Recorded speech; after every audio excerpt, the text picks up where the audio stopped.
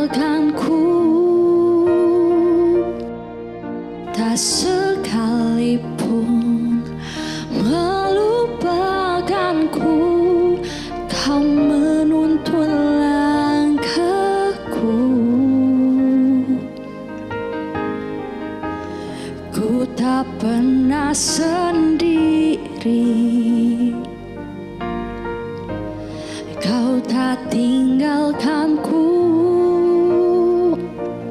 ku tak akan pernah menyerah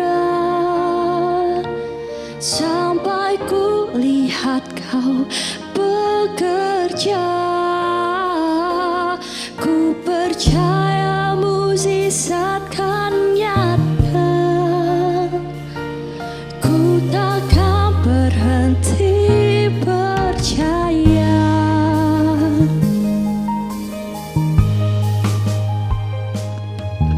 Tak sekalipun melupakanku, kau menuntun langkahku. Ku tak pernah sendiri, kau tak tinggalkanku. Ku tak akan pernah menyerah sampai ku lihat kau bekerja. Ku percaya mukjizat kan nyata, ku tak akan berhenti percaya.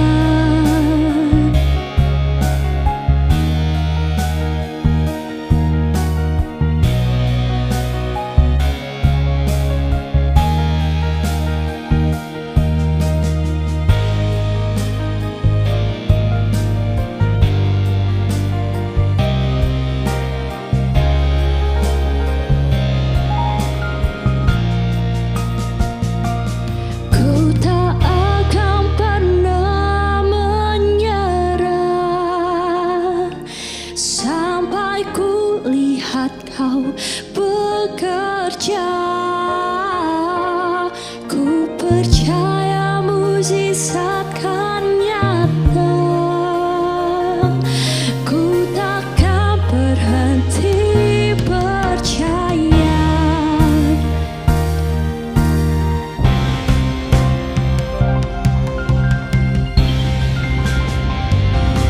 Ku takkan pernah menyerah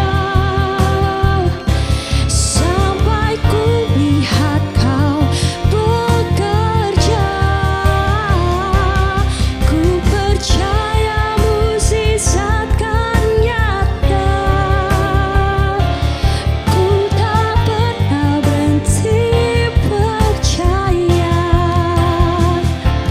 Ku takkan berhenti percaya,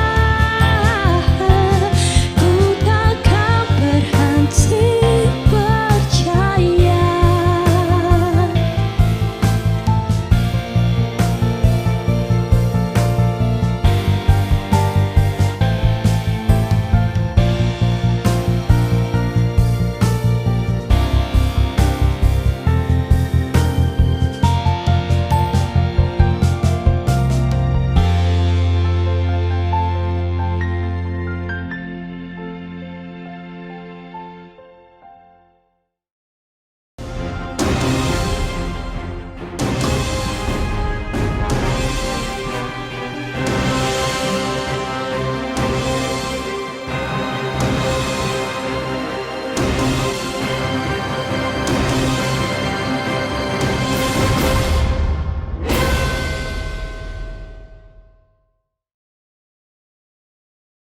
Tuhan, terima kasih buat hari ini Tuhan. Kami boleh kembali beribadah kepadamu dan bila kami mengundang kehadiran-Mu dari awal sampai akhir ibadah ini Tuhan. Dan bila ini menjadi satu persembahan yang harum di hadapan Engkau dan Kau disenangkan atas puji-pujian dan penyembahan umat-Mu hari ini. Terima kasih ya Bapak, kami siap untuk beribadah di dalam nama Tuhan Yesus kami berdoa.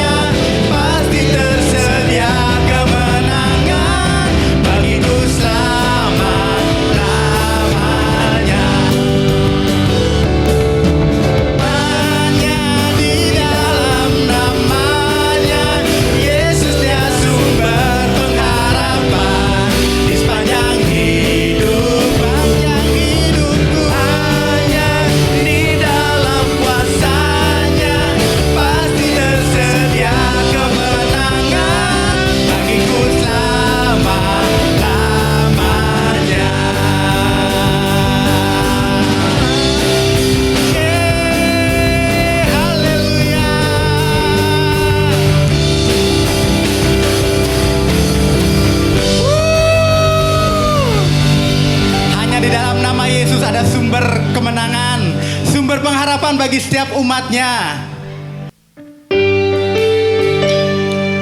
Kau terbesar dan mulia, ajaib semua perbuatanmu. Amin. Kau terbesar dan mulia, biarlah semua memujimu. Berikan sorak-sorai buat Tuhan kita.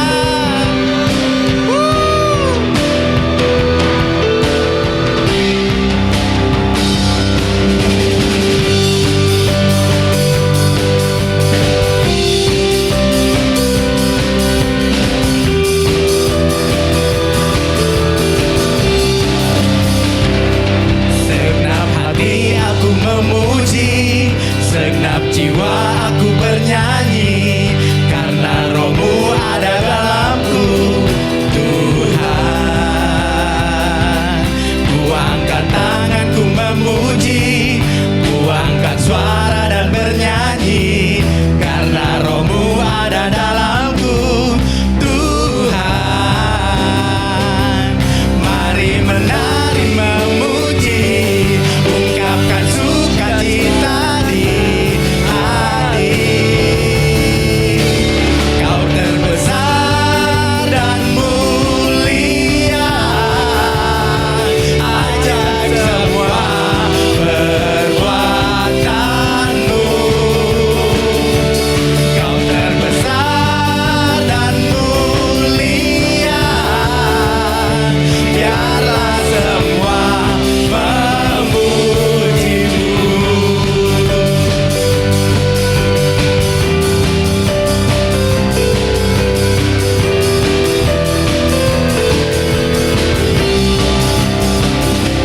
Segenap hati aku memuji, segenap jiwa aku bernyanyi, karena Roh-Mu ada dalamku, Tuhan. Amin.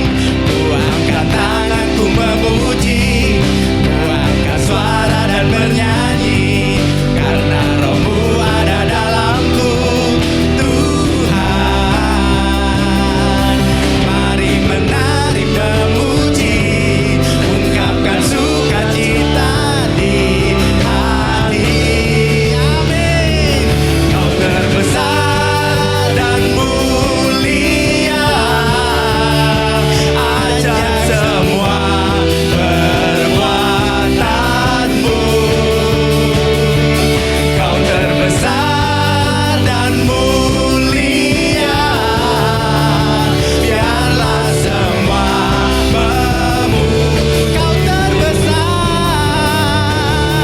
Kau terbesar dan mulia, ajaib semua perbuatan. Kau terbesar dan mulia, biarlah semua memujimu. Biarlah semua memujimu. Biarlah semua memujimu.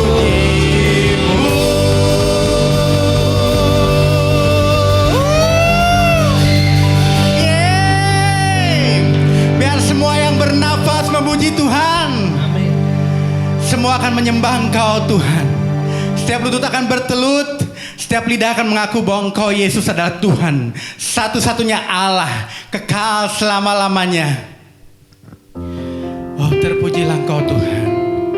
Kami masuk dalam hadirat-Mu lebih lagi, Tuhan. Haleluya, terima kasih, Tuhan.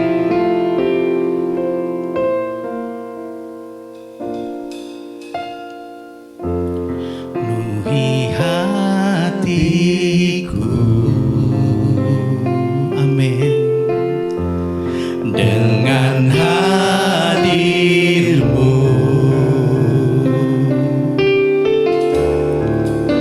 Ku rindu memandang wajah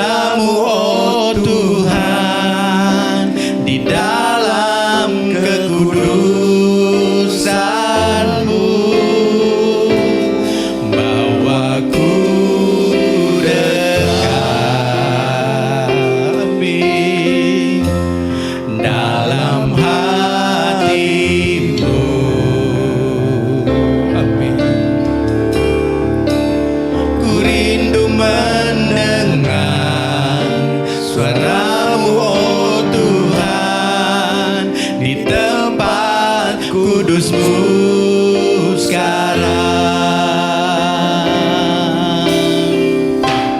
Ku rasakan kasih-Mu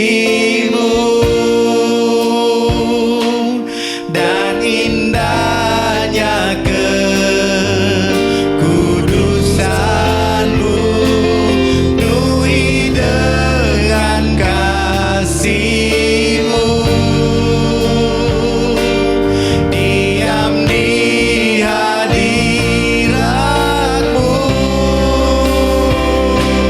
ku mengangkat tanganku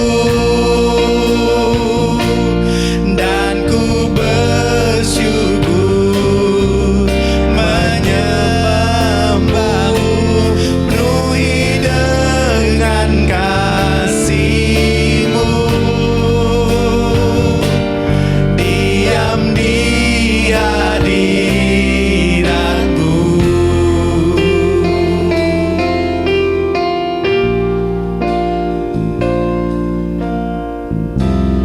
Penuhi hatiku, penuhi Tuhan dengan hadir-Mu. Amin Tuhan. Ku rindu memandang wajah-Mu, oh Tuhan, di dalam kekudusan-Mu. Bawaku dekat dalam hati-Mu.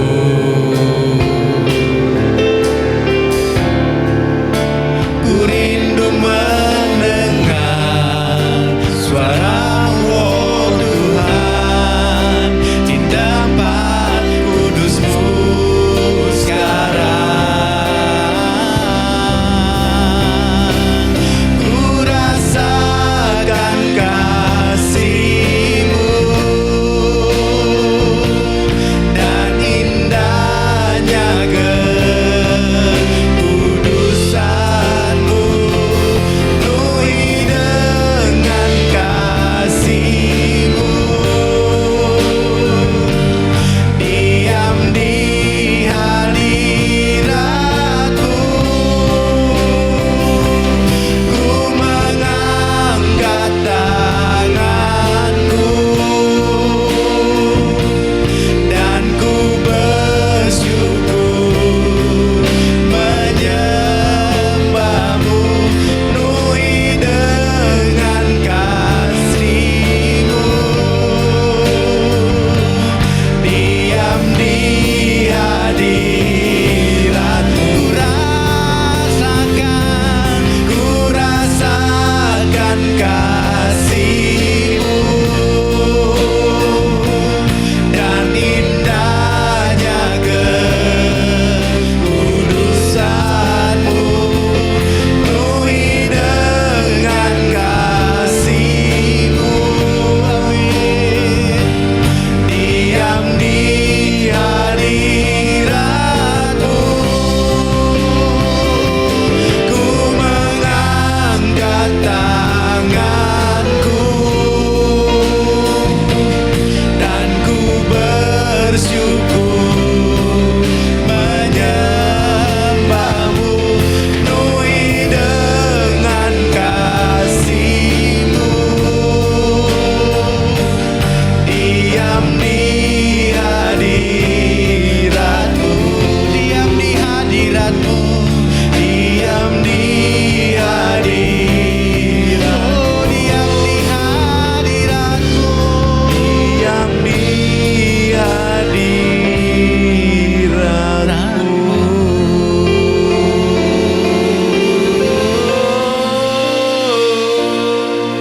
Oh, penuhi setiap kami Tuhan. Kami mau berdiam diri di hadirat-Mu. Kami mau menikmati segala kebaikan-Mu, Tuhan. kesegaran yang baru Engkau berikan bagi setiap kami Tuhan. Penuhi kami dengan kasih-Mu, penuhi kami dengan kasih-Mu Yesus.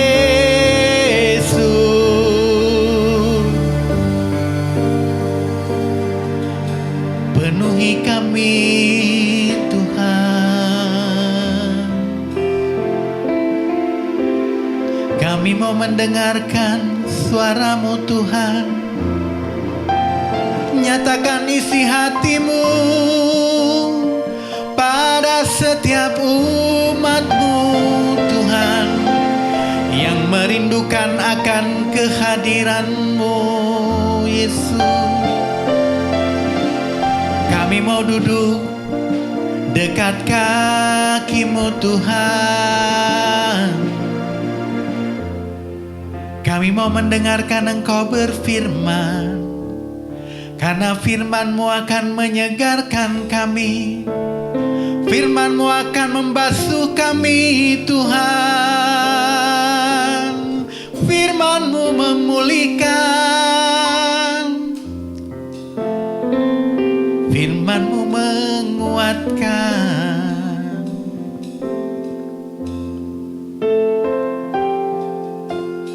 Biarlah kami terus memandang-Mu Tuhan.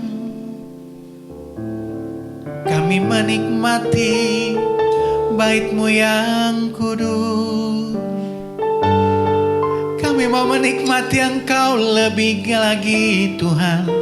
Lebih dalam lagi kami mau menyembah-Mu Yesus.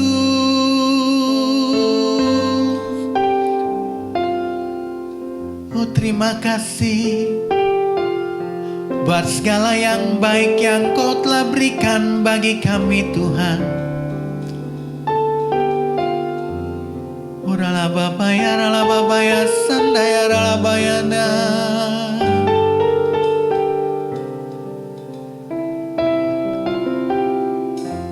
Ajar kami terus berdiam di dalam hadirat-Mu Tuhan. Biarkan kami tetap dekat dengan-Mu Tuhan. Biarkan kami menikmati kehadiran-Mu. Kami menikmati hadirat-Mu Tuhan. Kami mau menikmati segala apa yang baik yang Tuhan mau berikan bagi setiap kami. Kami tenang di dalam hadirat-Mu Tuhan. Kami aman di dalam naungan kasih setia-Mu. Terima kasih Tuhan. Biarkan kami terus memandang-Mu. Biarkan kami mau terus Tuhan melihat segala perbuatan-perbuatan-Mu yang besar dalam hidup kami. Kau memberikan kesegaran yang baru bagi setiap kami. Kau memberikan ketenangan batin bagi setiap kami, ketenangan jiwa bagi setiap kami Tuhan. Orang-orang yang menanti-nantikan Engkau Tuhan akan terus mendapatkan kekuatan yang baru Tuhan. Kami sungguh bersyukur Tuhan. Kami sungguh bersyukur di hadapan-Mu. Puaskan terus setiap hati jemaat-Mu Tuhan. Dengan segala apa yang ada pada-Mu Tuhan. Bapa yang baik, kenyangkan kami Tuhan dengan kebenaran firman-Mu pada hari ini Tuhan. Biarlah isi hati Tuhan sampai pada setiap jemaat melalui hamba-Mu Tuhan. Dengan urapan daripada Engkau, Roh Kudus menguasai hati dan pikirannya. Siapapun yang berbicara hamba-Mu Tuhan adalah kepanjangan dari tangan-Mu, kepanjangan dari pikiran-Mu Tuhan. Dan kami boleh menikmati-Mu. Kami dibangun atas dasar kebenaran firman-Mu. Kami dikuatkan oleh karena kebenaran firman-Mu. Kami membuka hati kami pada hari ini Tuhan. Kau menguasai setiap hati jemaat-Mu dimanapun mereka berada hari ini. Kami buka lebar-lebar Roh Kudus, Engkau bekerja dalam setiap kami. Bila firman Tuhan itu tumbuh di dalam hati kami yang subur Tuhan. Dan berbuah. Sehingga kami melakukannya dengan sukacita. Terima kasih Bapa di sorga. Segala pujian, hormat, kemuliaan hanya bagi Engkau Tuhan. Di dalam nama Yesus Kristus, kami siap mendengarkan firman-Mu. Amin.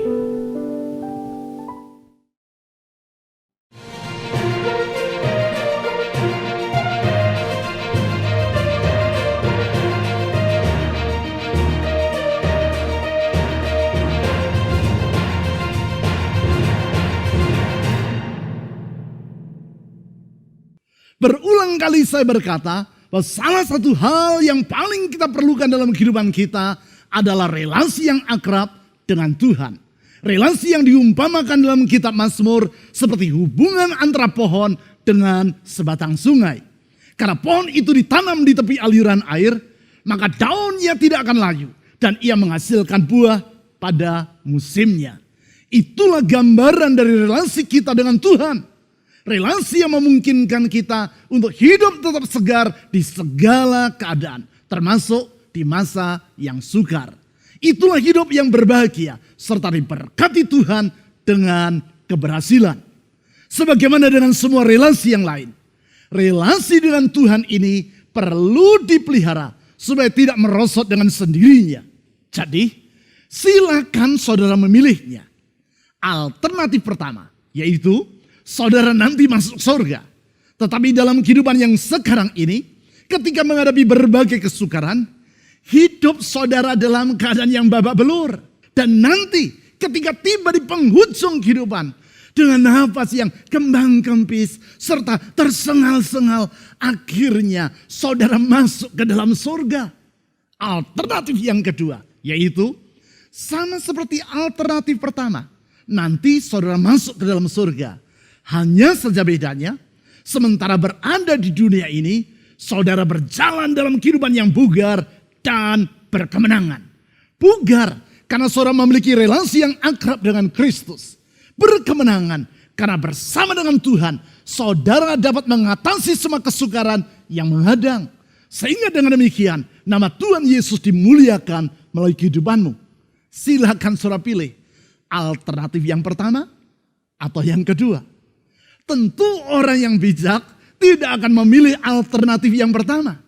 Walaupun untuk menjalani alternatif yang kedua, orang harus bersedia menaklukkan rasa enggan dalam dirinya untuk berjuang.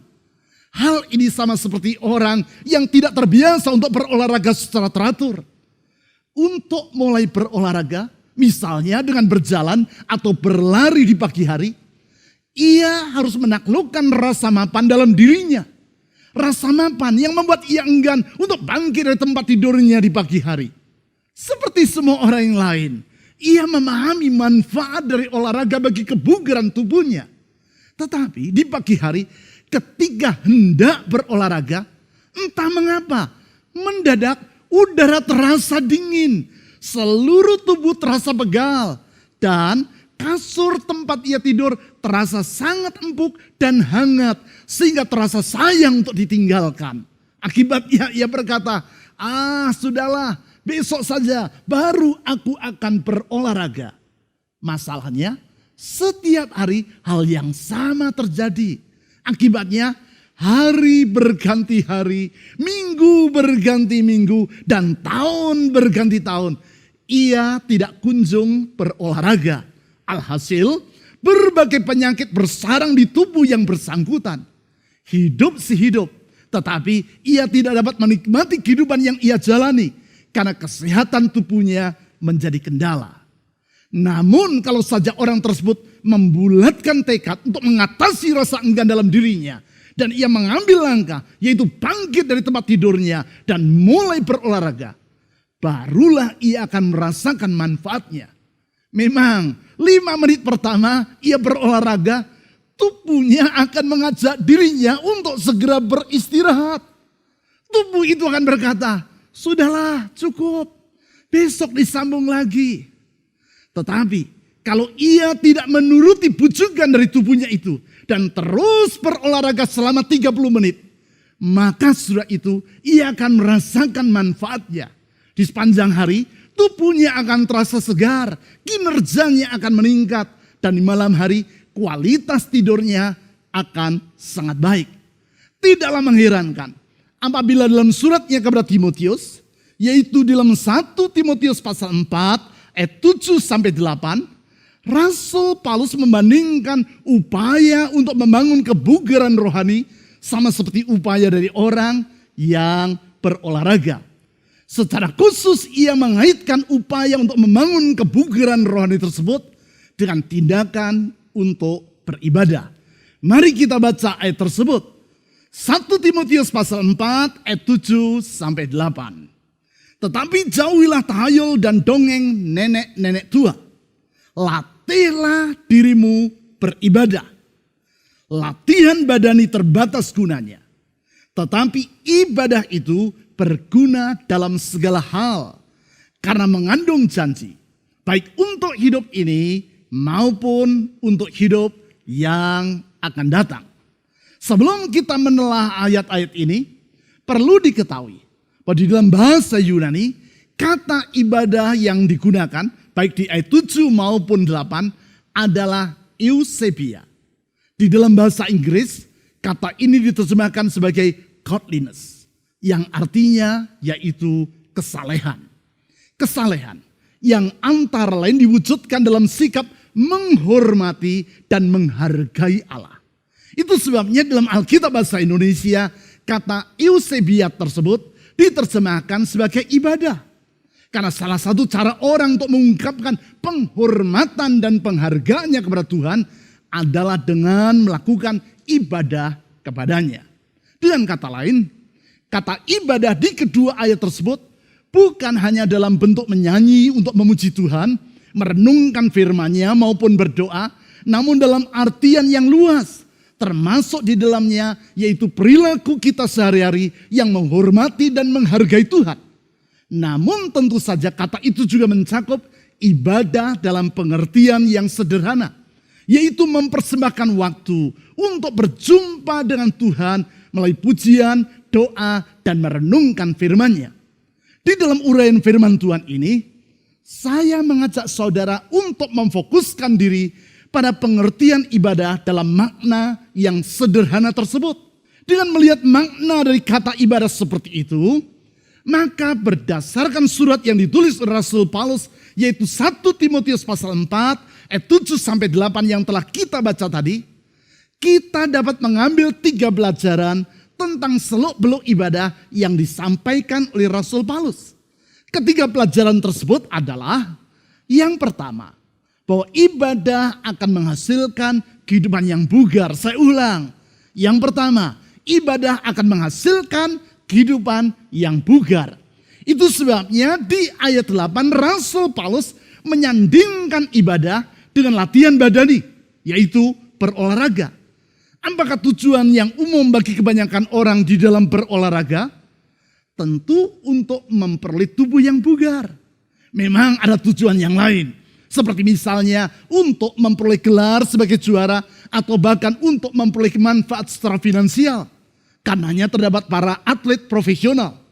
Namun secara umum tujuan orang dalam berolahraga adalah untuk memperoleh kesehatan jasmani. Manfaat dari berolahraga ini juga disebutkan oleh Rasul Paulus dalam suratnya tadi. Sehingga di ayat 8 ia menulis, latihan badani terbatas gunanya. Memang di sini Paulus berkata bahwa latihan badani atau berolahraga adalah berguna, hanya saja manfaatnya terbatas. Terbatas seperti yang ia jelaskan di kalimat berikutnya, yaitu hanya bermanfaat untuk hidup di masa sekarang. Perlu dicatat, walaupun hanya bermanfaat untuk hidup di masa sekarang, tetapi tubuh jasmani yang bugar tetaplah bermanfaat. Sebab apabila tubuh kita sakit-sakitan, tentu akanlah sukar bagi kita untuk hidup secara produktif. Bukan itu saja. Bila tubuh kita tidak sehat, maka kita tidak akan dapat menikmati kehidupan ini. Sebab kita akan mengalami banyak kendala untuk melakukan ini atau itu. Lebih jauh, di ayat 8 tersebut, Paulus menulis, tidak demikian halnya dengan ibadah. Ibadah tidak sekadar bermanfaat bagi hidup di masa kini. Tetapi ibadah itu berguna dalam segala hal karena mengandung janji, baik untuk hidup ini maupun untuk hidup yang akan datang. Mengapa Paulus berkata seperti demikian? Sebab sesungguhnya melalui ibadah kita berjumpa dengan Tuhan. Kebenaran ini antara lain dapat kita lihat di dalam Mazmur pasal 22 ayat 4. Di situ ditulis seperti demikian. Mazmur pasal 22 ayat 4. Padahal engkaulah yang kudus yang bersemayam di atas puji-pujian orang Israel. Kalimat bahwasanya Tuhan bersemayam di atas puji-pujian umatnya ini menunjukkan bahwa melalui ibadah yang di ayat ini diistilahkan sebagai puji-pujian, umat Tuhan menyediakan platform bagi Allah untuk hadir dan berjumpa dengan mereka.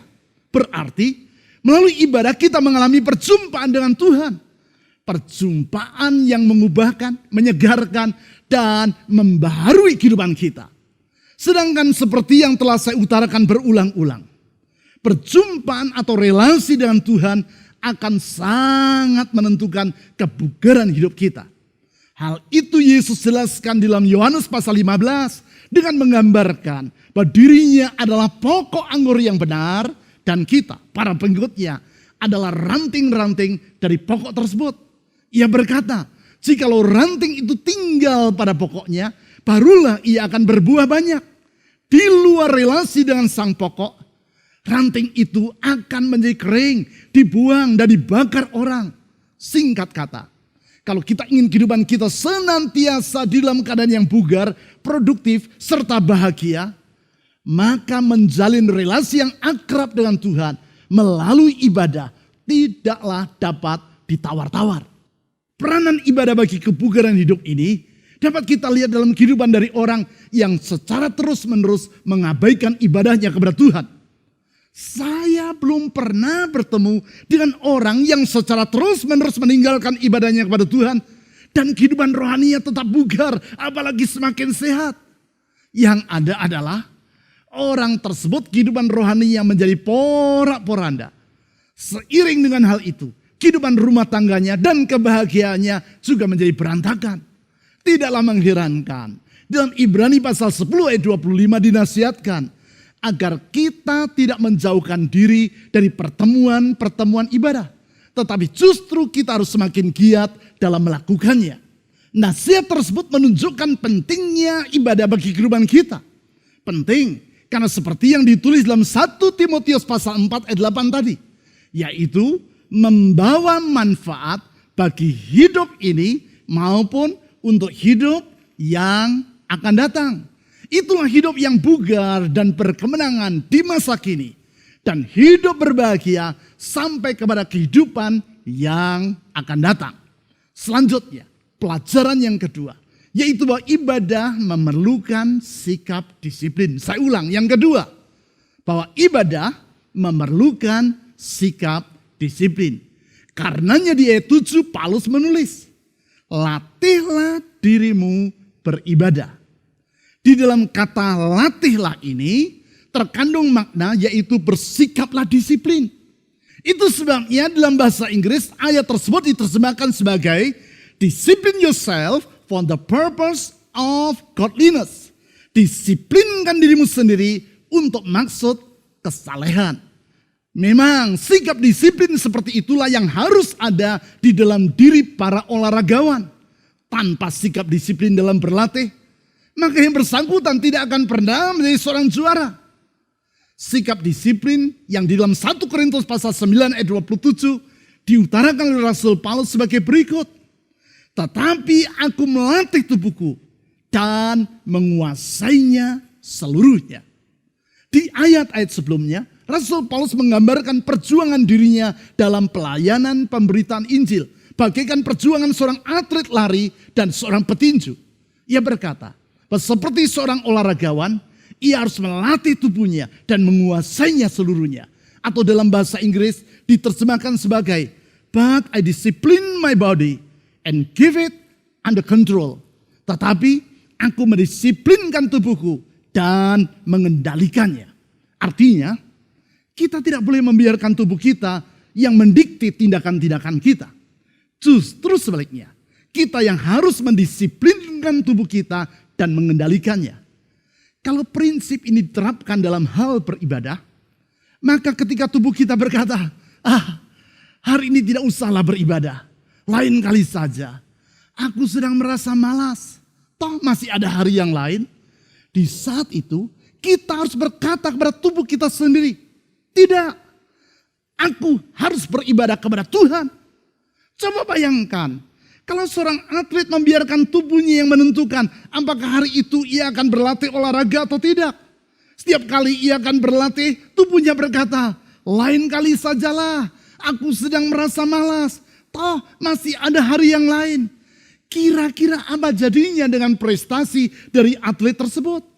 Berarti dalam beribadah, kita harus menaklukkan keinginan kita yang bertentangan dengan kehendak Allah. Itulah makna dari menjadi murid Yesus. Seperti yang diutarakan oleh Dietrich Bonhoeffer, seorang hamba Tuhan dari Jerman yang sangat terkenal. Dan yang namanya berulang kali pernah saya sebutkan dalam khotbah saya. Di dalam bukunya yang berjudul The Cost of Discipleship atau Harga dari Pemuritan, ia menulis sebagai berikut. When Christ calls a man, he bids him come and die. Ketika Kristus memanggil seseorang, ia mengundang yang bersangkutan untuk datang dan mati. Yang dimaksudkan oleh Bonhoeffer adalah bahwa dengan memanggil kita menjadi para muridnya, Yesus mengundang kita untuk datang kepadanya dan menjadi pelaku dari kehendaknya.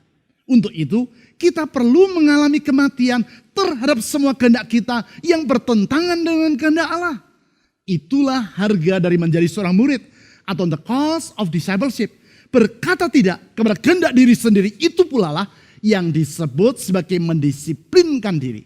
Sekarang, dapatkah seorang melihat kaitan antara kata disciple atau murid dengan kata disiplin? Memang, kerelaan untuk membayar harga atau sikap disiplin inilah yang perlu mewarnai kehidupan ibadah kita. Bukankah kerelaan untuk membayar harga ini yang mewarnai ibadah yang dilakukan oleh Daniel di dalam kitab Perjanjian Lama? Demi ibadahnya kepada Tuhan, Daniel rela dilemparkan ke dalam gua singa. Bukankah keberanian untuk membayar harga ini yang mewarnai ibadah dari gereja di Tiongkok pada masa pemerintahan komunis dengan keras menindas mereka? Di masa itu banyak pemimpin gereja yang ditangkap dan dipenjarakan. Namun tanpa gentar, para pengikut Kristus tetap beribadah secara sembunyi-sembunyi di rumah-rumah mereka. Alhasil, jumlah pengikut Kristus di Tiongkok terus berkembang. Saat ini, menurut data dari Operation World, jumlah pengikut Kristus di sana diperkirakan ada 105 juta orang. Hal ini tidak terlepas dari buah sikap disiplin, yaitu berani membayar harga dalam mengikut Yesus dan beribadah kepadanya. Sekarang, pelajaran yang ketiga, yaitu bahwa ibadah perlu dilakukan secara berkala dengan teratur. Saya ulang, yang ketiga, ibadah perlu dilakukan secara berkala dengan teratur. Itu sebabnya di dalam 1 Timotius pasal 4 ayat 7-8 yang sudah kita baca tadi, Rasul Paulus menyandingkan ibadah dengan berlatih olahraga. Di situ ia menulis sebagai berikut. Latihlah dirimu beribadah. Latihan badani terbatas gunanya. Tetapi ibadah itu berguna dalam segala hal. Saudara tentu memahami bahwa latihan badani atau latihan olahraga harus dilakukan secara berkala dengan teratur. Tidak ada gunanya orang berolahraga hanya setahun sekali. Walaupun setiap kali ia melakukannya selama 10 jam secara terus menerus. Hal itu tidak akan mendatangkan kebugaran bagi tubuhnya. Demikian juga halnya dengan ibadah. Tidaklah cukup orang beribadah kepada Tuhan setahun 2 kali. Sekali pada hari Natal dan sekali lagi pada hari Paskah. Sesudah melakukannya, orang itu merasa lega dan berkata, lumayanlah walaupun hanya 2 kali setahun daripada tidak beribadah sama sekali. Ia merasa lega karena beranggapan sudah melaksanakan kewajibannya. Padahal ibadah seperti itu tidak berguna bagi kebugaran rohaninya dan tidak akan mendatangkan keakraban dengan Tuhan. Sebab sebagaimana yang telah saya jelaskan tadi, di dalam ibadah kita berjumpa dengan Tuhan. Bagaimana 2 orang akan dapat menjadi akrab satu sama lain kalau mereka hanya berjumpa setahun 2 kali. Dan di antara kedua perjumpaan tersebut mereka sama sekali tidak pernah berkomunikasi. Sama sekali tidak ada komunikasi, baik melalui telepon, WhatsApp, video call, email, atau sarana komunikasi lainnya. Bahkan mengingat serta memikirkan satu dengan yang lain pun juga tidak. Jelas perjumpaan 2 kali setahun itu tidak akan cukup untuk membangun keakraban di antara mereka. Hal ini juga berlaku dalam hal perjumpaan kita dengan Tuhan melalui ibadah kepadanya. Kalau kita berharap bahwa kehidupan kita semakin bertambah akrab dengan Tuhan, maka tidak bisa tidak. Kita harus berjumpa dengan Dia secara berkala dengan teratur. Hal tersebut dapat kita lihat dalam kehidupan para tokoh dalam Alkitab, baik dalam perjanjian lama maupun perjanjian baru. Mereka melakukan ibadah secara berkala dengan teratur. Bukan setahun 2 kali, bukan sebulan sekali, bahkan bukan hanya seminggu sekali, namun setiap hari. Di dalam perjanjian lama, diantaranya yaitu dalam kitab Mazmur, berulang kali disebut bahwa umat Tuhan dan pemazmur melakukan ibadah setiap hari.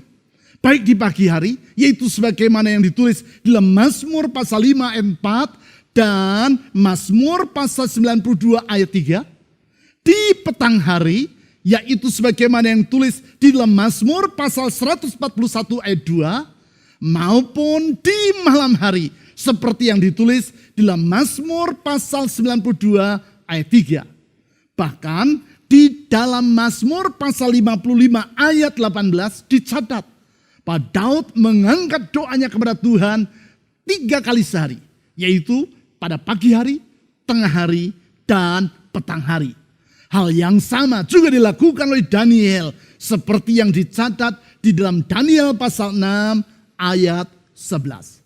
Hal yang sama dapat kita lihat dalam perjanjian baru.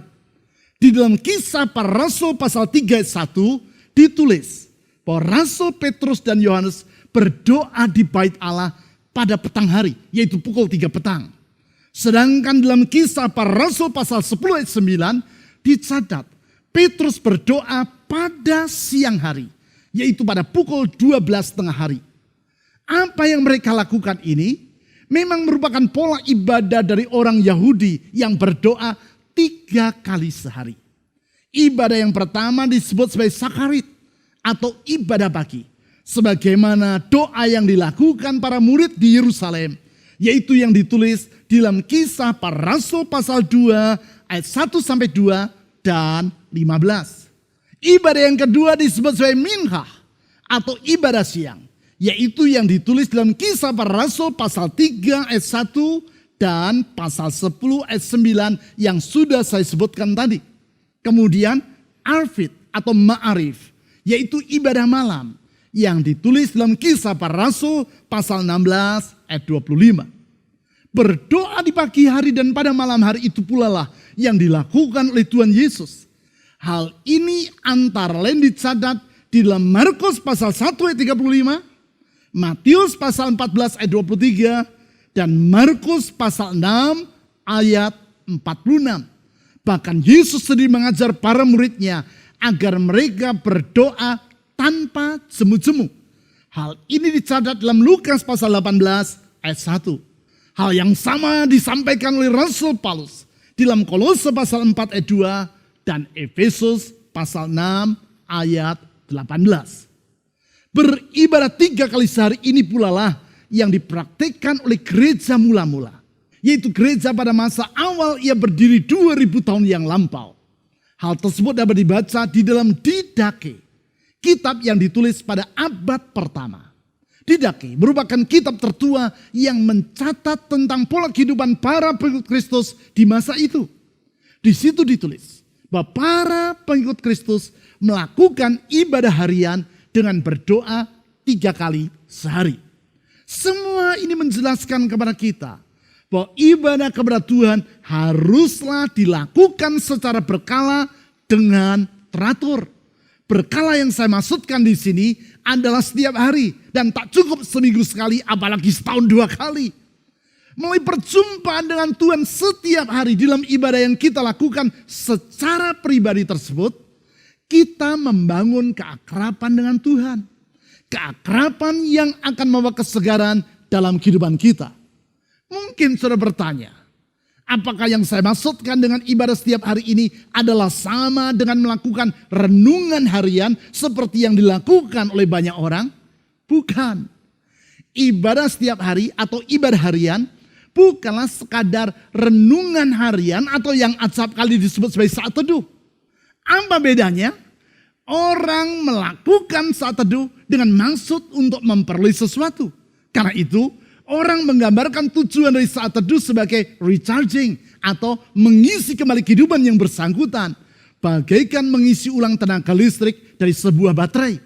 Di dalam melakukan saat teduh, orang juga menaikkan permohonan-permohonan kepada Tuhan. Singkat kata, pusat perhatian dari saat teduh adalah apa yang akan saya peroleh dari Tuhan. Tetapi tidak demikian halnya dengan melakukan ibadah harian. Walaupun memang dalam ibadah harian kehidupan kita akan disegarkan. Dan kita juga menaikkan permohonan-permohonan kita kepada Tuhan. Namun fokus dari ibadah harian bukan apa yang akan kita peroleh dari Tuhan. Fokus dari ibadah harian adalah Tuhan itu sendiri. Melaluinya kita mengagungkan Tuhan. Mengambil waktu untuk berada bersama dengan Tuhan. Serta mendengar Dia berbicara kepada kita. Dan kita berbicara kepadanya. Berarti di dalam ibadah harian tercakup silence and solitude atau waktu hening. Memuji Tuhan. Merenungkan firman-Nya. Serta melakukan silent prayer. Sehingga dengan demikian ibadah harian yang saudara lakukan akan membangun kesegaran dalam kehidupan Anda. Praktekkan semua itu dalam kehidupan saudara sehari-hari. Sebab apa yang telah saudara pelajari di sepanjang bulan yang lalu dan hari ini tidak akan ada gunanya kalau hanya untuk menambah pengetahuan saudara. Lakukanlah secara teratur dengan disiplin dan baru saudara akan memperoleh manfaatnya. Kalau saudara bertanya, bagaimana cara mempraktikkan semua itu? Sederhana saja. Lakukan ibadah harian dengan menggunakan buku ibadah harian yang telah saya tulis ini. Dengan menggunakan buku ini atau aplikasi ibadah harian, saudara akan dituntun untuk beribadah kepada Tuhan 3 kali setiap hari. Pagi, siang, dan petang. Rata-rata 5 menit di pagi hari. 5 menit di petang hari, serta 2 menit di siang hari. Artinya 12 menit setiap hari. 12 menit yang membuat saudara semakin dekat dengan Tuhan. 12 menit yang membuat saudara semakin akrab dengan Tuhan. 12 menit yang membuat hidup saudara semakin bugar. Praktekkanlah itu. Mari kita berdoa. Tuhan Yesus, kami bersyukur untuk anugerah-Mu. Dalam kasih Engkau rela mengorbankan dirimu sampai mati di kayu salib. Untuk memperdamaikan kami dengan Allah. Sehingga relasi kami dengan dirimu dipulihkan. Tuhan Yesus, kami bersyukur. Karena semua itu kami alami karena kasih-Mu yang sangat besar. Yang tiada terbatas itu. Dan kami percaya kasih-Mu tetap sama untuk selama-lamanya. Dengan mengandalkan kasih-Mu, dengan percaya kepada kuasa-Mu, kami menatap hari esok tanpa gentar. Sebab kalau kami memiliki relasi yang akrab dengan Tuhan, berjalan bersama dengan Tuhan dalam tuntunan-Mu, kami melihat setiap penghalang dan hadangan akan kami lewati bersama dengan Tuhan dalam kemenangan. Di dalam Tuhan ada kemenangan. Karena Tuhan yang membuka jalan bagi kami. Dan tiada kuasa apapun yang sanggup menutupnya. Kalau Tuhan sudah bertindak, tiada yang mustahil bagi dirimu. Tuhan Yesus, dengan berharap dan bergantung pada dirimu, kami menyerahkan perjalanan hidup kami ke dalam tangan anugerah-Mu. Saya berdoa saat ini untuk setiap orang ya Tuhan, yang memanggil nama Tuhan Yesus, yang memohon tuntunan dan pertolongan-Mu. Ulurkan tangan-Mu yang limpah dengan kuasa itu. Ulurkan tangan-Mu yang tidak mengenal kemustahilan itu. Karena kami percaya mujizat-Mu tetap berlangsung sampai hari ini. Kepada-Mu kami menyerahkan kehidupan dari semua orang yang menjerit memanggil nama-Mu. Ulurkan tanganmu yang menyembuhkan. Ulurkan tanganmu yang memulihkan. Ulurkan tanganmu yang memberkati. Dan di dalam nama Tuhan Yesus, nama di atas segala nama, Tuhan dan Juru Selamat yang hidup, kami telah berdoa. Amin.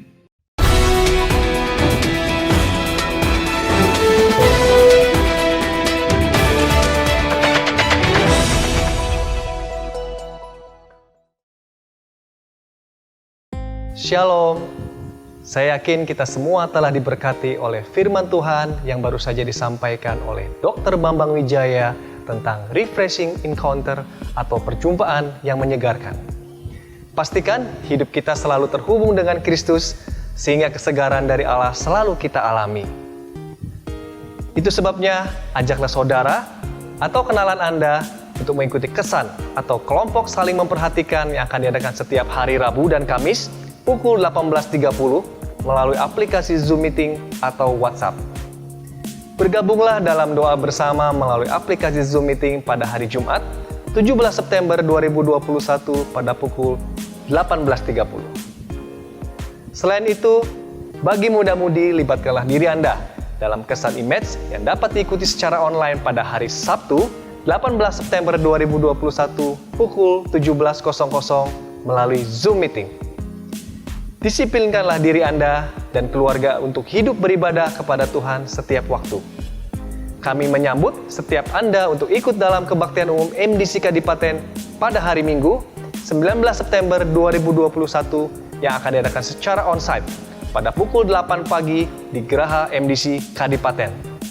Dan pada sore harinya, yaitu pukul 18.00, ibadah akan disiarkan secara online melalui page Facebook Online Service MDC Kadipaten live streaming. Pada pukul 17.00 akan diadakan ibadah anak melalui Zoom Meetings. Perlu kita sadari bahwa pandemi COVID-19 belum berakhir. Itu sebabnya diharapkan kepada seluruh jemaat agar semakin memperketat menjaga kesehatan Anda dengan 6M. Mencuci tangan dengan sabun di air mengalir, memakai masker, menjaga jarak, menjauhi kerumunan, serta membatasi mobilisasi dan menghindari makan bersama. Persembahan-persembahan dalam ibadah dapat Anda sampaikan dengan mentransfernya ke nomor rekening seperti yang tertera dalam slide atau melalui pengumpulan dengan membawanya ke Geraha MDC Kadipaten pada hari Selasa antara pukul 8 pagi sampai pukul 6 sore. Berilah persembahan yang terbaik dan dengan sukacita. Sekian pengumuman yang dapat kami sampaikan. Tuhan Yesus memberkati.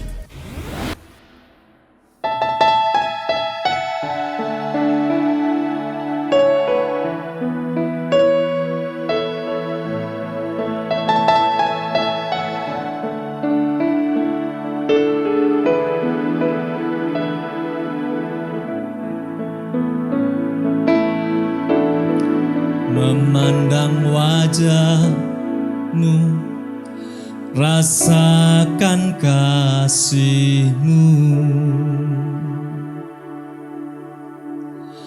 tinggal dekat-Mu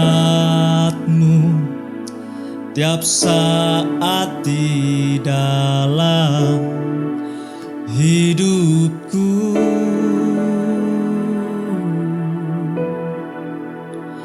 Bapakku yang baik, sangat ku cinta, kasih-Mu padaku semakin nyata ku rasakan. Allah Bapakku yang baik, penuh karunia, ku bersyukur selalu kepadamu Bapa.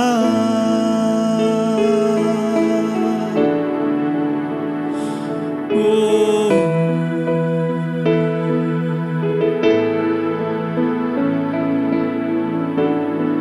Memandang wajah-Mu, rasakan kasih-Mu, tinggal dekatmu tiap saat di dalam hidupku.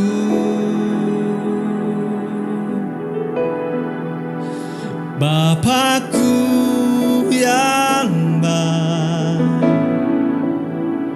sangat ku cinta, kasih-Mu padaku semakin nyata ku rasakan. Kaulah Bapakku yang baik, penuh karunia.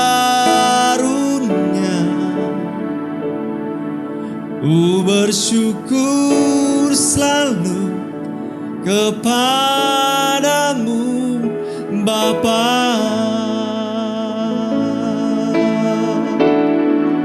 Bapakku yang baik,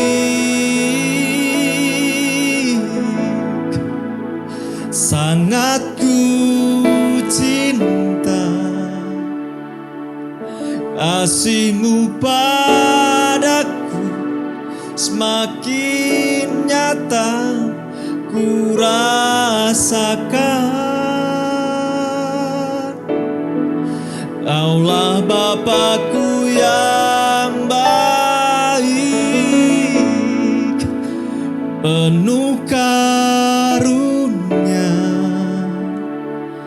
Ku bersyukur selalu kepadamu Bapa.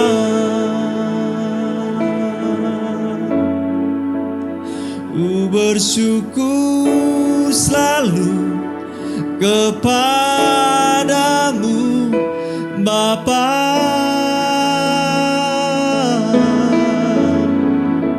Ku bersyukur selalu kepadamu Bapa.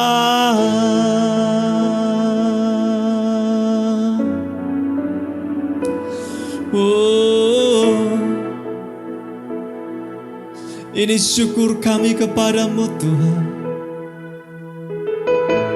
Terima kasih Engkau berkenan ditemui.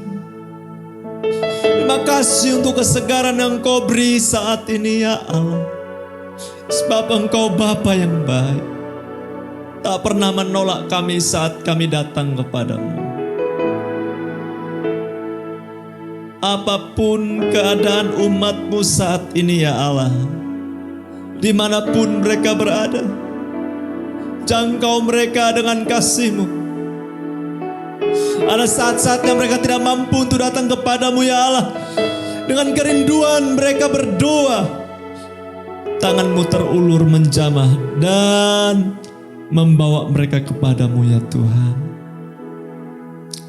Itu sebabnya dengan penuh keberanian percaya kami datang kepada Allah Bapa yang baik, menjalin relasi kami dengan baik kepadamu ya Tuhan. Kami berdoa dan berharap mohon kasih-Mu bagi umat-Mu dimanapun mereka berada. Terima kasih untuk ibadah yang kami lakukan saat ini, dari awal sampai akhir. Tuhan tolong hamba-hamba Tuhan yang telah melayani dengan segenap hati, segenap jiwa, segenap pikiran, bahkan segenap kekuatan dan daya mereka. Kiranya dilimpahkan kebaikan dari Allah untuk mereka. Demikian juga jemaat dengan segala keterbatasan mereka beribadah saat ini. Hati mereka tertuju kepadamu. Berkati semua persembahan-persembahan yang mereka berikan kepadamu. Baik persembahan pujian penyembahan, korban persepuluhan, persembahan umum maupun persembahan khusus. Berkati hidup dan keuangan jemaat-Mu ya Allah. Bukakan pintu yang tertutup. Di dalam nama Yesus ada mujizat terjadi. Kesehatan tubuh mereka, kesehatan rohani, dan kesehatan perekonomian umat-Mu dipelihara oleh Tuhan. Terima kasih ya Allah. Segala hormat, pujian, kemuliaan bagi nama-Mu. Sebabnya jemaat Tuhan, lihat Tuhan-Mu besar. Dia ada bersama-sama dengan percaya dan taat kepada firman-Nya. Terimalah berkat dari Allah Bapa, cinta kasih dari Tuhan kita Yesus Kristus, persekutuan pertolongan, penghiburan dari Roh Kudus, menyertai engkau mulai saat ini. Melanjutkan kasih setia Tuhan sampai selama-lamanya. Di dalam nama Tuhan Yesus Kristus. Sama-sama kita percaya, katakan amin.